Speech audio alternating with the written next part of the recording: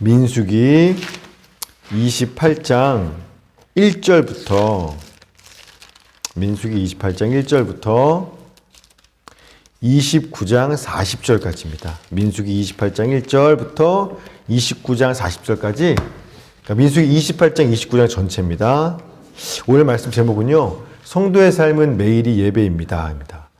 40년 광야 생활을 끝내고 이스라엘 백성들은 드디어 이제 가나안 땅 바로 앞에 요단강 건너편 모압 평지에 도착했습니다. 하나님께서 38년 전에 시내산에서 출발하기 전에 인구조사를 하라고 했거든요. 그리고 근데 드디어 이제 여기서 또 두 번째 38년 만에 인구를 다시 한번 조사하라고 하신 겁니다. 왜냐하면 두 가지 이유가 있어요. 첫째는 이제 곧 가나안 전쟁이 시작되니까 전쟁에 나갈 만한 자, 군사가 몇 명이나 되는지 계수하기 위해서고요.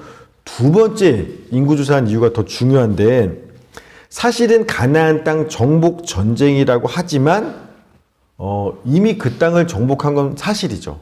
왜냐하면 전쟁의 승패는 군사력이 아니라 하나님께 달려있는 것이기 때문에 하나님이 이스라엘에게 레벨 땅을 줄 거야 라고 약속하셨어요? 그러면 그냥 준 거예요. 이긴 거예요. 따라서 가나안 땅 들어가기 전에 먼저 그 땅을 이스라엘 12지파의 머릿수, 인구 숫자에 맞춰서 그 땅을 분배하기 위해서 그래서 인구를 조사하라고 한 겁니다. 자, 민수기 26장 52절부터 54절까지 제가 읽겠습니다. 여호와께서 모세에게 말씀하여 이르시되 이 명수대로 즉 인구 조사한 그 수대로 땅을 나눠주어 기업을 삼게 하라. 수가 많은 자에게는 기업을 많이 줄 것이요 수가 적은 자에게는 기업을 적게 줄 것이니 그들이 계수된 수대로 각기 기업을 주되. 그러니까 아직 그 땅 전쟁을 시작하지 않았지만 이미 준 거니까 머릿수에 맞춰서 땅을 분배하려고 인구조사를 하라고 한 겁니다. 자, 그러니까 이미 가나안 땅 들어가는 게 기정사실이죠. 자, 그런데 문제는 모세는 그 땅에 못 들어가죠.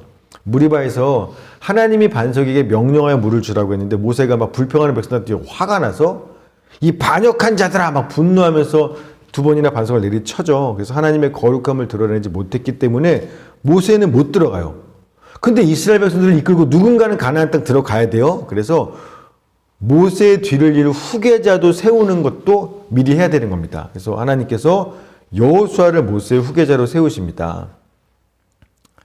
민수기 27장 18절부터 20절 여호와께서 모세에게 이르시되 눈의 아들 여호수아는 그 안에 영이 머무는 자니 너는 데려다가 그에게 안수하고 그를 제사장 엘르아살과 온 회중 앞에 세우고 그들의 목전에서 그에게 위탁하여 너의 존귀를 그에게 돌려 이스라엘 자손의 온 회중을 그에게 복종하게 하라. 이제 이스라엘 땅으로 인도할 후계자도 세웠고 그 땅을 어떻게 분배할 것인지도 결정되었습니다. 자, 그럼 이제 뭐가 남았을까요? 그 땅 들어가기 전에 사실 가장 중요한 게 남았어요. 이스라엘이 이렇게 지도자 따라 그 땅에 들어가서 땅 분배하고 나서 그 다음에 그 땅에서 뭐 하면서 살 건데 그게 제일 중요하죠.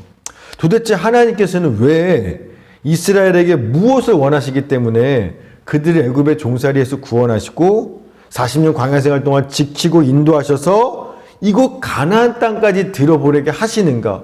왜 얘네들을 거기 그 땅에 살게 하시는 거지? 그 이유와 목적이 중요한 거죠. 간단합니다.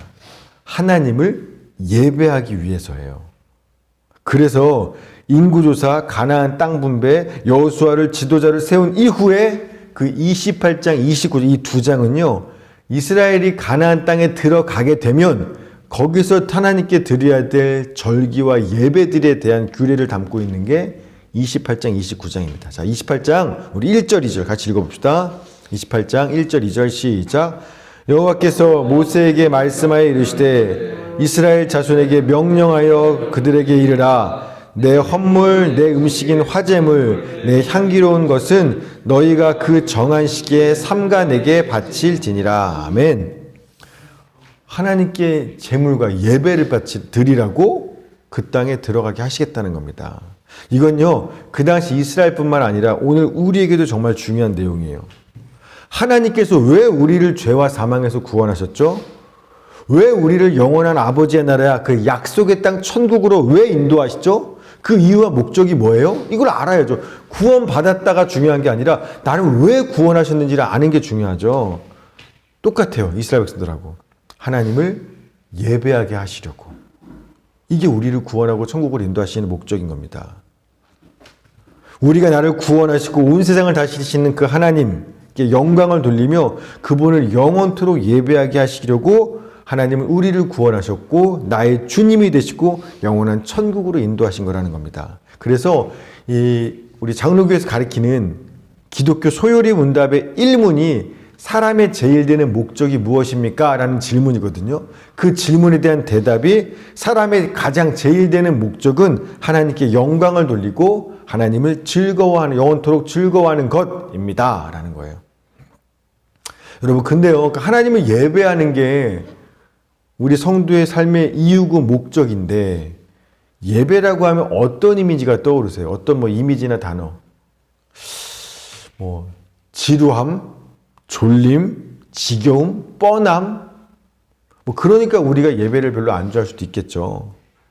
여러분, 따라서 우리를 구원하신 이유와 목적, 하나님을 예배하기 위해서라면, 우리가 천국 가서 영원히 날마다 할 일이 예배라고 한다면 차라리 구원받지 않아도 괜찮지 않았을까?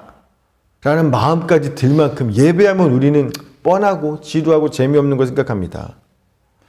여러분, 이스라엘 백성들이 만약에 예배가요, 가나안 땅 들어와서 드려야 될 예배가 맨날 짐승 잡아 죽이는 것만 하는 거라면 그들이 가나안 땅 들어가는 게 뭐 행복했겠습니까? 예배가 정말 그런 거라면. 여러분, 성경에서 말하는 예배란요, 우리가 지금 교회에서 드리고 있는 그런 예배, 우리가 생각하는 그런 것보다 훨씬 더 넓은 의미라는 겁니다. 여러분, 예배가 뭐냐면 하나님과 하나님의 백성 사이에 이 관계 맺는 방식이 예배예요. 그러니까 이런 거죠. 임금과 신하가 관계 맺는 방식이 충신이죠. 부부 사이의 관계 맺는 방식이 사랑이에요. 부모와 자식 사이의 관계 맺는 방식은 효도예요. 선생과 제자 사이의 관계 맺는 방식은 존경이에요. 이런 식으로 하나님과 하나님의 백성 사이의 관계 맺는 방식이 예배라는 거예요. 하나님께서 구원하시고 왕이 되어서 통치하시고 아버지가 되어서 지키고 돌보시며 우리의 대장 되어 이끄시는 그 하나님의 백성들이 그 하나님과 관계 맺는 방식은 당연히 예배인 거예요. 나의 구주와 왕이요 아버지요 대장 되신 하나님께 영광을 돌리며 그분을 기뻐하고 하나님을 경배하고 예배하며 그분 앞에 나아가는 거. 이게 당연히 우리가 하나님과 마땅히 맺는 관계의 방식이고 하나님은 그렇게 당신을 예배하며 나오는 자들에게 은혜와 복을 베풀어 주십니다. 이게 바로 하나님과 우리 사이에 관계 맺는 방식이에요. 따라서 예수 믿고 구원받아 하나님의 자녀 되었습니다. 이 말은 곧 무슨 말이냐면 나는 그분을 예배하는 자가 되었습니다. 같은 말이에요. 예수 믿고 구원받았다라는 건 주님을 예배하는 자가 되었다라는 겁니다. 그래서 이사야서 43장 21절 이 백성은 내가 나를 위하여 지었나니 나를 찬송하게 하려 함이니라 말씀하시는 거예요.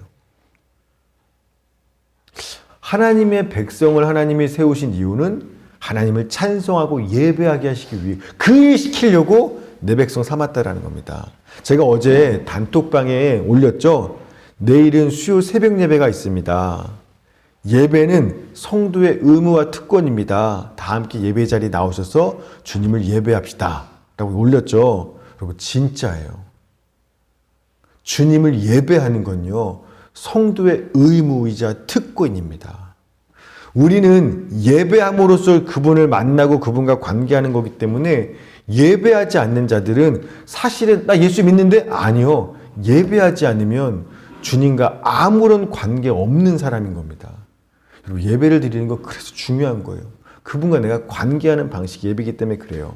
자, 그럼 좀 더 구체적으로 예배는 성도의 의무와 특권인데 그럼 언제 예배하면 되고 어떻게 예배하면 될까요? 지금 우리는 일주일에 한 번 주일날 또 수요일날 이렇게 예배를 드리죠.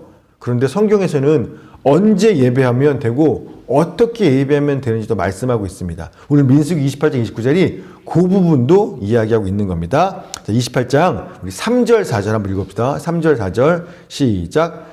또 그들에게 이르라 너희는 여호와께 드릴 화제는 이러하니 1년 되고 흠없는 수량을 매일 2마리씩 상번제로 드리되 어린 양 1마리는 아침에 드리고 어린 양 한 마리는 해질 때에 드릴 것이요. 아멘.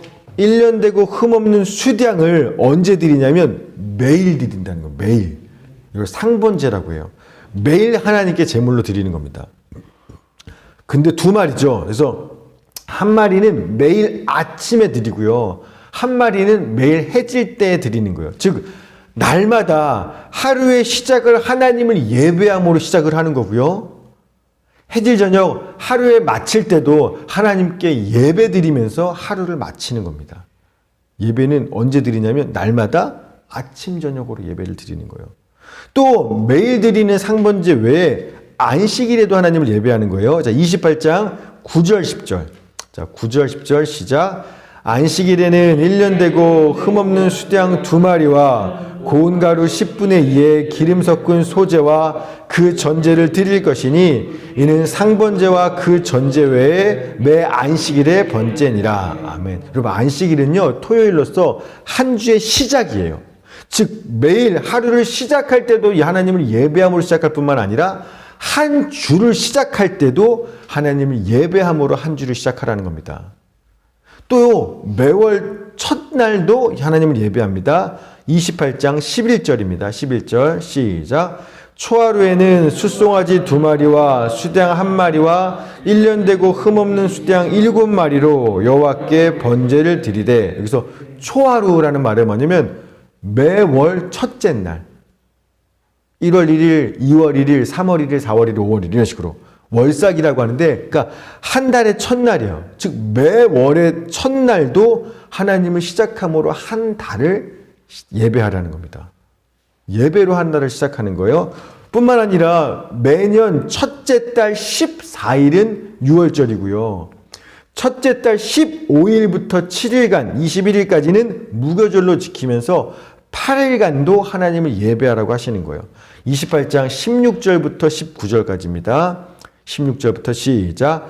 첫째 달 14째 날은 여호와를 위하여 지킬 유월절이며 또 그 달 15째 날부터는 명절이니 이래 동안 무교병을 먹을 것이며 그 첫날에는 성회로 모일 것이요 아무 일도 하지 말 것이며 숫송아지 2마리와 수양 1마리와 1년 된 수양 7마리를 다 흠없는 것으로 여호와께 화제를 드려 번제가 되게 할 것이며. 아멘. 그리고 유월절은 뭐냐면 하나님께서 애굽에서 이스라엘을 구원하신 것을 기억하는 날이 유월절.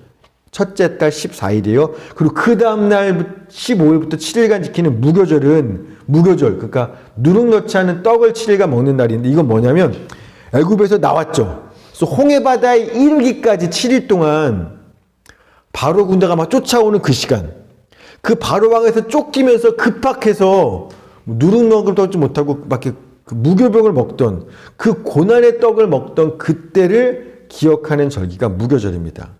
특별히 이 무교절 7일을 지키는데요. 무교절 첫날과 마지막 날이 안식일로 일 안 하지 않고 예배를 드리는 날인데, 그 첫날 다음 날, 그러니까 14일 날이 유월절, 15일 날이 무교절의 첫날 안식일, 그 다음에 16일, 그날은 어떤 날이냐면 초실절로 지켜요. 뭐냐면 초실절, 처음 열매를 드리는 건데, 보리의 수확의 첫 열매, 그러니까 보리 추수가 시작되는 날이에요. 보리를 딱 처수한 그 열매를 곡식단을 하나님께 바치는 예배 드리는 날이 초실절, 무교절 첫날 이틀째입니다. 그래서 유월절은 예수님의 십자가의 죽음, 무교절은 예수님의 고난, 초실절, 죽으시고 유월절 3일 후에 있는 초실절은 예수님의 부활을 예표하는 절기예요. 자, 이렇게 예배를 드리는 겁니다. 또 그 보리 수확의 첫 열매를 드렸던 그 초실절로부터 50일을 세요. 50일을 세는 매년 셋째 달을 뭘로 정하냐면 77절, 오순절로 정해서 그날도 하나님을 예배하는데, 이날은 어떤 날이냐면 미래 첫 수확을 드린, 하나님께 드리는 예배 날이에요. 그래서 무교절의 그때 초실절은 보리의 첫 수확을 하나님께 드리는 초실절이고, 이 오순절은요 미래 첫 수확을 하나님께 드리는 미래 초실절인 겁니다. 그래서 민수기 28장 26절 27절 26, 27 시작. 77절 처음 익은 열매를 드리는 날에 너희가 여호와께 새 소재를 드릴 때에도 성회로 모일 것이요 아무 일도 하지 말 것이며 숫송아지 2마리와 수양 1마리와 1년 된 수양 7마리로 여호와께 향기로운 번제를 드릴 것이며 아멘. 그러니까 이 오순절에도 여기서 너희가 여호와께 새 소재, 여기는 그 밀을 얘기하는 거예요. 밀의 첫 곡식을 따서 드리고 이때부터 밀 추수를 시작하는 겁니다. 그래서 이 오순절을 뭘 예표하냐면 예수님을 믿고 구원받은 성도들에게 임할 성령 강림을 예표하는 게 오순절이에요. 자, 그리고 일곱째 달 초하루, 그러면 일곱째 달 1일 날은 이게 종교력으로 일곱째 달인데 유대인들 민간력으로는 이날이 바로 새해예요. 새해. 그러니까 우리는 1월 1일이 새해죠. 근데 유대인들은요, 일곱째 달 1일이 한 해가 그때부터 시작이에요. 새해라고 시작되는 새해로서 이 새해가 시작된 이 하루는요, 하루 종일 나팔을 불어요. 새해가 시작됐습니다를 알리는 나팔절이라고 하는데 나팔을 불면서 그날도 하나님을 예배함으로써 새해를 시작하는 겁니다. 자, 29장 민수기 29장 1절 2절 시작. 일곱째 달에 이르러는 그달 초하루에 성회로 모이고 아무 노동도 하지 말라. 이는 너희가 나팔을 불 날이니라. 너희는 숫송아지 1마리와 수양 1마리와 1년 되고 흠없는 수양 7마리를 여호와께 향기로운 번제로 드릴 것이며 아멘. 그리고 나팔절 일곱째 달 1일로부터 열흘 지난 후에 일곱째 달 10일은 대속죄일로서 새해를 시작하면서 작년 한 해 동안 지었던 모든 백성들의 죄를 대속하는 예배의 날로 지키는 겁니다. 7절 8절입니다. 29장 7절 8절 시작. 일곱째 달 열흘 날에는 너희가 성회로 모일 것이요 너희의 심령을 괴롭게 하며 아무 일도 하지 말 것이니라. 너희는 숫송아지 1마리와 수양 1마리와 1년 된 수양 7마리를 다 흠없는 것으로 여호와께 향기로운 번제로 드릴 것이며. 그렇게 7월 10일 날을 대속죄일로 적이고 그로부터 5일 지난 후에 일곱째 달 15일부터 22일까지 8일 동안은 수장절, 초막절이라는 절기로서 하나님을 예배합니다. 이건 뭐냐면 출애굽 이후 40년 광야 생활하는 동안 하나님께서 우리를 보호하시고 인도하셨던 것들을 기억하고 감사하고, 또 하나는 작년 한 해, 올 한 해 추석에 대해서, 그러니까 가을 추수는 과일이거든요. 그러니까 봄에는 보리와 밀을 추수하고 가을에는 주로 올리브라든가 무화과라든가 이렇게 과일들을 추수하는 거예요. 그런 가을 추수를 마치고 하나님께 감사하는 마음으로 날마다 8일 동안 초막절 때는 엄청난 양의 예물을 드리면서 하나님께 예배를 드리는 겁니다. 그래서 이 초막절은 뭘 상징하냐면 장차 오실 예수님의 재림과 세상을 심판하고 추수하실 것, 그걸 예표하는 게 초막절이에요. 자, 29장 12절 13절 시작. 일곱째 달 15째 날에는 너희가 성회로 모일 것이요 아무 일도 하지 말 것이며 이래 동안 여호와 앞에 절기를 지킬 것이라. 너희 번제로 여호와께 향기로운 화제를 드리되 숫송아지 13마리와 수양 2마리와 1년 된 수양 14마리를 다 흠없는 것으로 드릴 것이며 아멘. 여러분, 뒤에서 보면 즉 약속의 땅 가나안에 들어간 백성들은요, 한 해를 시작하는 새해, 즉 일곱째 달에는요 거의 한 달 내내 예배하는 거예요. 그렇죠? 일곱째 달 1일, 일곱째 달 10일, 일곱째 달 15일부터 22일까지가 거의 한 달 내내 일하지 않고 하나님을 예배함으로써 한 해를 시작을 하고, 첫째 달 6월절 무교절, 셋째 달 7.7절 이어서 한 해의 시작도 예배를 시작했을 뿐만 아니라 매월 첫날도 예배요. 매주 첫날 안식일도 예배예요. 매일 해 뜰 때와 해 질 때도 예배. 즉 가나안 땅에서 이스라엘 백성들의 삶은요, 아침에 눈을 뜨는 그날부터 매일, 매주, 매월, 매년 1년 365일 내내 끊임없이 하나님을 예배하는 삶이 가나안 땅에 들어간 이스라엘 백성들의 삶이라는 겁니다. 즉 요즘 우리들은요, 예배 시간하고 일상생활을 구분하죠. 주일날은 예배 시간, 평일날은 나 그냥 사는 시간. 그러나 성경은 그렇게 얘기하지 않아요. 구원받은 하나님의 백성들은요, 일주일에 하루만이 아니라 매년, 매월, 매주, 매일의 삶 전체가 하나님을 기억하고 그분의 주권을 인정하며 하나님의 은혜에 감사하고 하나님께 영광을 돌리는 예배의 삶을 살아야만 한다라고 말씀하고 있다라는 겁니다. 즉 예배는요, 교회 와서 앉아있는 한 시간이 아니라 우리의 삶 전부가 하나님을 향한 예배가 되어야 한다는 거예요. 이건 구약 민수기뿐만 아니라 신약에서도 보세요. 데살로니가서 5장 16절 18절 항상 기뻐하라, 쉬지 말고 기도하라, 범사에 감사하라. 항상 쉬지 말고 모든 일에 하나님을 기뻐하고 하나님께 기도하고 하나님께 감사하고. 이게 뭐예요? 여러분, 하나님을 기뻐하고 기도하고 감사하는 이게 뭐예요? 예배잖아요. 이게 예배잖아요. 그러니까 항상 쉬지 않고 모든 일에 그분을 예배하라고 신약에서도 말씀하고 있다는 겁니다. 그러니까 예배는요, 우리의 삶 전체인 거예요. 그럼 언제 예배해야 되는지 알겠어요? 어떻게 예배하면 되는데요? 우리 지금 다 읽었거든요. 예배할 때 다 어떻게 해요? 제물을 드리는 게 예배예요. 하나님께서 향기롭게 받으시는 제물을 드리는 게 예배죠. 그럼 요즘 우리도 그러면 소나 양을 태워드리는 예배를 드려야 되나요? 그렇지 않은 거죠. 로마서 12장 1절 그러므로 형제들아 내가 하나님의 모든 자비하심으로 너희를 권하노니 너희의 몸을 하나님이 기뻐하시는 거룩한 산 제물로 드리라. 이는 너희가 드릴 영적 예배니라. 구약 이스라엘 백성들 때는 소나 양 잡아 드리는 예배를 드렸어요. 근데 하나님이 예수 믿는 우리들한테 뭐래요? 우리의 몸을 하나님이 기뻐하시는 산 제물로 드리라는 겁니다. 내 몸을 드리라는 거예요. 이것이 우리가 드려야 될 영적 예배라는 겁니다. 그럼 몸을 예배로 산 제물로 드려라? 이건 뭘 어떻게 하는 거죠? 내 몸을 칼로 잘라야 되나요? 아니죠. 로마서 12장 1절 바로 그 다음 2절에서 이어서 말씀하세요. 너희는 이 세대를 본받지 말고 오직 마음을 새롭게 함으로 변화를 받아 하나님의 선하시고 기뻐하시고 온전하신 뜻이 무엇인지 분별하도록 가라. 즉 성령으로 우리가 마음이 새롭게 되어서 하나님의 선하시고 기뻐하시고 온전하신 뜻이 무엇인지 깨닫고 분별하는 것. 하나님의 뜻을 깨닫는 거예요. 그래서 이 세대에 살아가는 삶의 방식을 따라가지 말고 본받지 말고 그 하나님의 뜻을 따라서 내가 깨닫고 분별한 그 뜻을 따라서 실제 내 몸으로 살아가는 것.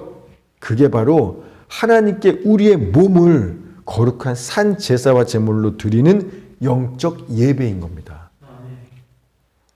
즉 항상 쉬지 않고 모든 일에 하나님의 뜻이 뭘까? 그걸 분별하고 그 하나님의 뜻에 내 몸을 순종하며 살아가는 삶이 우리가 드려야 될 진짜 진정한 예배라는 겁니다.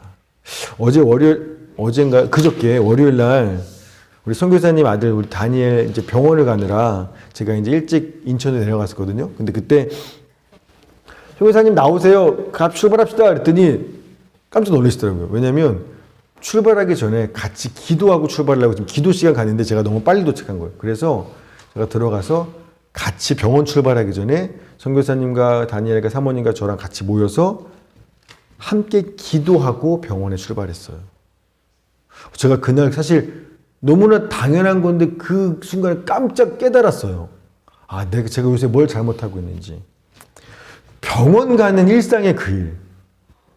주일날 예배 말고 병원에 가는 일에도 하나님을 기억하고 하나님의 인도하심과 주권을 인정하고 우리가 가는 이 병원 가는 이 일을 통해서 하나님의 뜻이 무엇인지 분별하고 그 뜻이 이루어짐으로써 하나님께 영광이 돌아가기를 바라는 것. 그게 뭐예요? 우리가 우리의 삶을 우리의 몸을 하나님께 거룩한 산 제사로 드리는 예배라는 겁니다.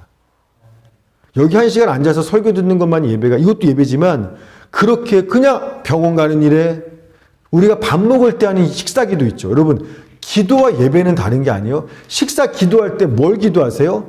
이 밥은 내가 열심히 일해서 벌어온 게 아니야. 하나님이 주신 거야. 하나님의 주권을 인정하고 이 밥을 먹음으로써 하나님의 뜻대로 내가 살아가는 힘을 얻고 그분의 뜻대로 살아감으로써 내 삶이 하나님께 영광이 되기 원합니다. 이걸 기도하시잖아요. 하루 3번 밥 먹은 삶도 우리는 하나님께 그게 예배라는 겁니다. 저는 잘 안 하지만 어르신들 보면 차에 제가 타세요. 차 탈 때 저희 부모님도 그러고요. 차에 타면 항상 기도하세요.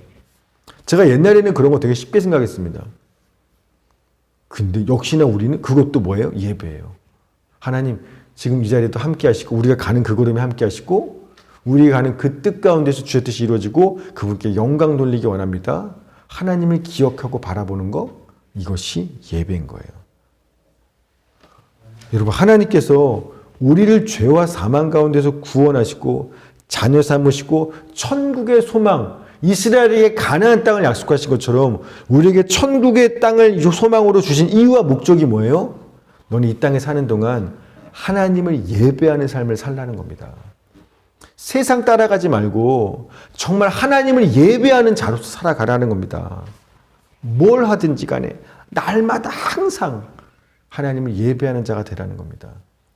바라기는 오늘 하루도, 이번 한 주도, 이번 달도, 올해도 사랑하는 착한 식구들 모두는 이 세대를 따라가지 말고 하나님의 뜻은 뭘까? 나를 여기 보내신 이 하루를 허락하신 그 뜻을 분별하고 그 뜻에 내가 순종함으로써 우리의 삶을 하나님께 온전히 드리는 예배자의 삶을 살아가시길 바랍니다. 우리가 그렇게 예배자의 삶을 살아갈 때 우리가 살아간 삶의 그 모든 자리에 아까 얘기했죠. 우리가 그분을 예배함으로 나오면 하나님은 자기를 예배하는 자들의 그 삶 가운데 역사하시고 통치하시고 다스리시는 하나님 나라의 임재와 은혜와 평강이 우리 삶의 모든 자리에 있게 되기를 주의 이름으로 축원합니다. 아멘. 하나님 감사합니다. 오늘 이 새벽에 구원받은 자의 마땅한 삶은 하나님을 예배하는 것이라는 것을 알려주시니 감사합니다. 예배는 일주일에 한 번 교회 와서 드리는 것이 아니라 우리의 삶 전체 항상 쉬지 말고 모든 일에 하나님을 기억하고 인정하고 주님의 뜻을 구하며 그 뜻이 이루어지는 일에 내 삶을 내어드리는 모든 것이 하나님을 향한 예배입니다.